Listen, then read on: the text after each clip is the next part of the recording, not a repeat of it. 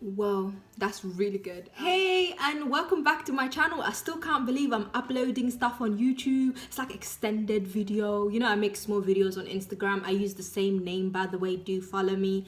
But it's just really exciting to make longer videos, and the topic that I've decided to start with is traveling. I absolutely love traveling. Like, if I could go right now, I would go. Bye. like I would go. But then the way my life is set up, and I just can't go, okay? I hope you can hear me. Please bear with me. I will get the right equipment, and we will hear each other and see each other clearly. But for now, stay with me, okay? With traveling, I think I've started when I was 18, 19, and it's just changed my life, you know. At the beginning, I was only doing it just to try different food and stuff like that. I had no idea that it would transform my life for the better, and it would just have a huge impact, especially on my personal development journey. I had no idea. I was just like, oh, I'm just gonna go and eat and see the world. I had no idea that things were just gonna go like the way it did. London is just, you're so lucky, you know. You're exposed to so many different cultures and like people from different backgrounds, and I love that so much, and that just made me want to go and visit their original countries. I'm like, whoa, this food is amazing, but how would it be if I go to India, you know, and taste the food there as well? And I remember telling my mom, and my mom was just like, come again? Where are you going again? And I think parents are always worried about traveling because they just worry. I think for a girl as well, and a guy, but especially if you're a girl, you're just more vulnerable, especially if you're traveling solo. So my parents are very liberal and they're very open-minded, and I love that about them, and I think it helped our relationship. And I think them being very liberal and open-minded helped me travel and see the world and come out with these amazing initiatives and amazing projects. My mom at the beginning, she's Somali. My mom is Somali, so she was just like, why do you have to go? Do you think everything is happy days? You watched a couple of Bollywood movies, you think you can go to all the way in India now? Why do you have to go? And ironically, the same time that I was going to India, there was a huge situation about sexual harassment in India, and how women are treated in India. And my mom was just like, why are you gonna go all the way to India when things are quite tense and all that kind of stuff? But for me, I really wanted to see the world, and I really wanted to go to India. So eventually I've persuaded her to you know, be okay for me to go all the way to India. I don't think many parents will be okay with that, and that's totally understandable. But if you're an adult and you show that you're responsible enough to go, then hopefully your parents will be okay with. I'm only talking about this whole parent situation because I don't think it'll be the same for like someone from the UK who's white. Like, they can just go to their parents and be like, hey, I am going to China and see you in a few months time. It's not the same with us. We have different way of looking at things, especially if you are Somali. Like, we're nomads, we travel quite a lot, but if your daughter says she's going away for 6 months, you're just like, hold up, where are you going, you know? They're just worried more, I think. And I always keep my mom, I tell her everything, you know. I tell her, Mom, don't worry, it's not that bad. Why travel? I think food, for me, is definitely food. I love food so much, and I love drinking different types of coffee, and I love drinking tea. So food is one thing that keeps me booking them tickets. And I feel like it helped me a lot in terms of my personal growth as well. I have gained so much knowledge. I've learned to be independent. It was just, I can't explain it, man. It was the best thing I've done was travel. But solo traveling is a whole new level. It's like, this is traveling, this is solo traveling, you know? You learn so much because you're not around your loved ones, you're not around your family, your friends, you're just far away from everything. You kind of have to be independent. You can be the most independent individual, and you'll be forced to be even more independent because You have to look after your passport. You have to look after your key. You need to find out where the hotel is.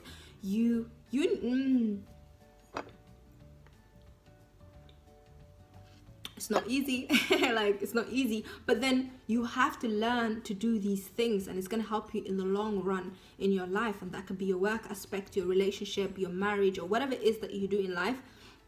It will help you because you're doing something for yourself, and you're just developing as a person. It's hard sometimes because you kind of get lonely, and I'm just being honest. As much as I would like to encourage everyone to do a solo trip, I just want you to take into consideration that you will be away from everything that you love, or everything that loves you. So you need like a whole new level of strength. You know, when you go back to your room and you're like, okay, no one is here, no hug, no coffee, no tea. You know, you can make your own coffee, you can make your own tea, but your loved ones are not there. So you have to be emotionally strong, I think. That's one thing that I dislike. It's just, I miss the hugs, I miss my family, and I miss my friends. But then I also gain like so much because I think, I come up with new ideas, I develop as a person, and I feel like the best you will be more beneficial to your loved ones. So don't be afraid to take a leap of faith and just jump, you know, just book that trip that you've always wanted to. Let's talk about the journey of being a Muslim, hijabi, and traveling. Okay, it all starts at the airport. Like, you're just minding your own business, like you have your hijab on. I forget that I am dressed a certain way. I forget, because I'm from London. I forget about the whole racial profiling and everything like that, because in my head, I'm just like everybody else. Then you start traveling, then you get the reality check that you're not like everybody else. And I don't want this to put you off about traveling, okay? Deal with it in a way that laugh about it, make jokes about it, then it will help you with your journey. So I mind my business, I go to the airport, I book my flights, go to the airport, and then they're like, the queue's too long. You get searched a lot, you know? Sometimes they'll ask you like where you're going and why you're going and stuff like that, but then other people could just walk past where you might get treated differently. It's okay, it's fine. I got nothing to hide. You want to search me? Here you go. Like, I got nothing.